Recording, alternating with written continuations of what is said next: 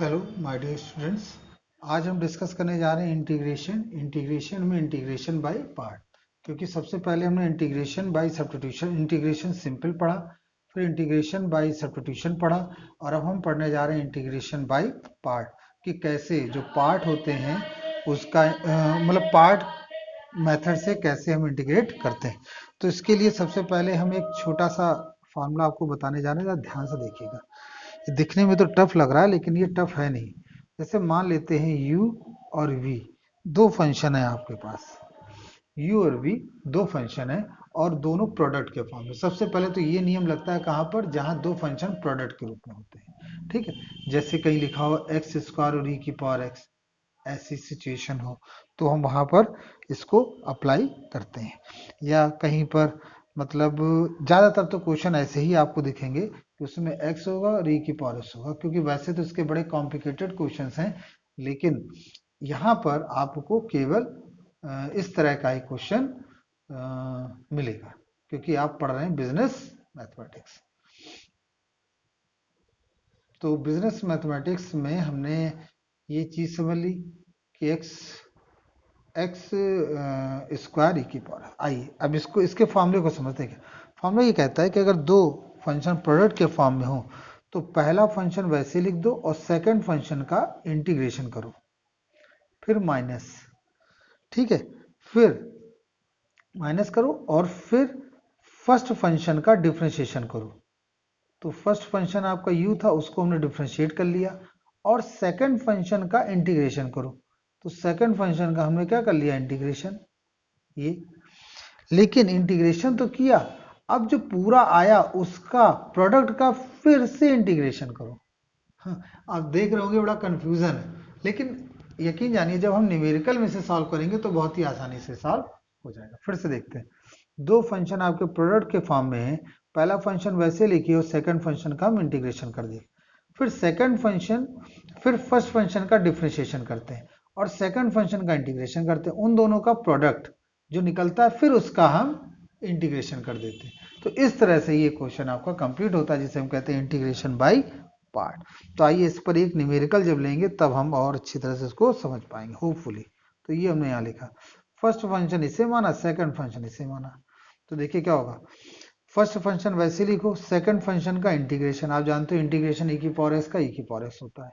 फिर आप यहाँ देख रहे हैं इंटीग्रेशन लिखा है ना, ये इंटीग्रेशन ही तो है। तो इंटीग्रेशन है तो हम वही जो इंटीग्रेट करते हैं वही यहाँ लिख देते हैं। भाई यही तो इंटीग्रेशन ही तो लिखा है, देखिए F V D X, F V D X, ये वही चीज तो लिखी है। तो इसका मतलब e की पावर s का हमने इंटीग्रेशन, वही जो इंटीग्रेशन यहाँ किया वही यहाँ लिख दिया, और x का डिफ्रेंशिएशन कर देंगे, वो कितना आएगा 1, और ये हो गया आपका dx।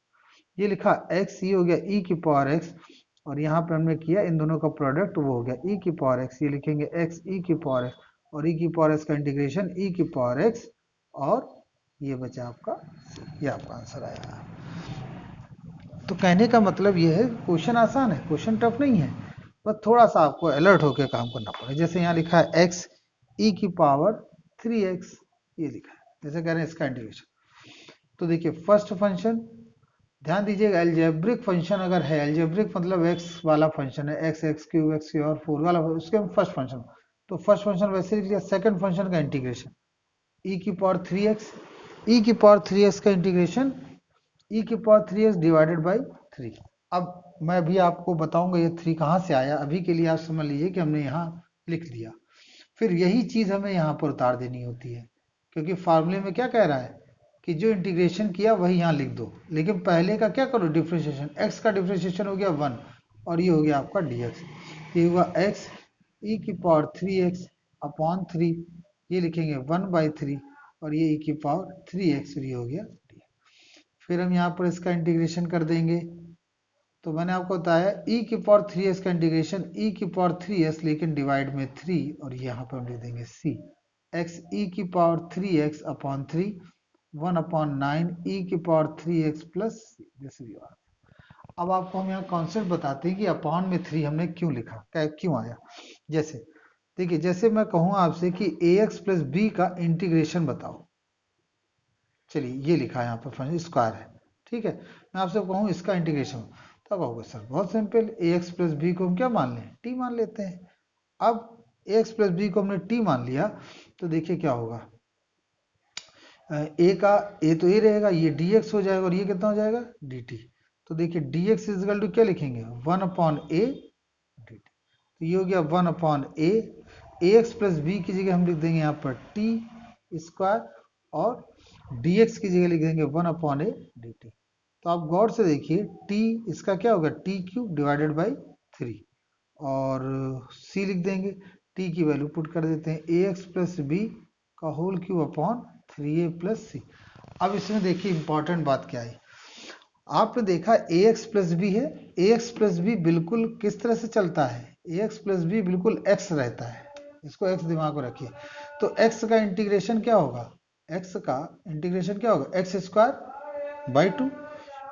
उसी तरह से ए एक्स प्लस बी, ए एक्स प्लस मान लीजिए यहाँ, हाँ तो यहाँ हम रख देते हैं ए एक्स प्लस बी का स्क्वायर, तो एक्स स्क्वायर हुआ, एक्स स्क्वायर का इंटीग्रेशन एक्स क्यूब अपॉन 3।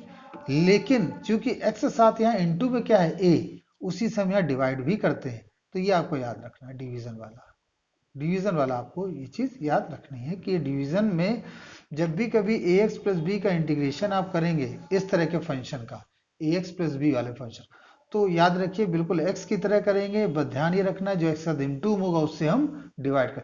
आपको याद होगा डिफरेंशिएशन मैंने बताया था, जब ax प्लस बी हो उसका डिफरेंशिएशन करो तो बिल्कुल x की तरह करो, लेकिन जो x साथ इनटू में है उससे इनटू कर दो रिजल्टेंट को। लेकिन यहाँ पर क्या है, उससे डिवाइड करो, जैसे यहाँ लिखा है 3x प्लस 4, तो इसका इंटीग्रेशन डायरेक्ट 3x प्लस 4, लेकिन डिवाइड में क्या कर देंगे 3।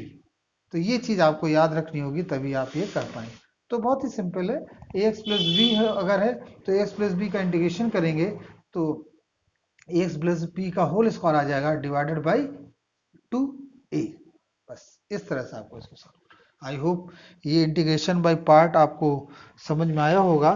नेक्स्ट वीडियो में हम और भी अच्छे क्वेश्चन इसके लेंगे जिससे कि आप इसको और अच्छी तरह से भली प्रकार से समझ सकें। Thank you.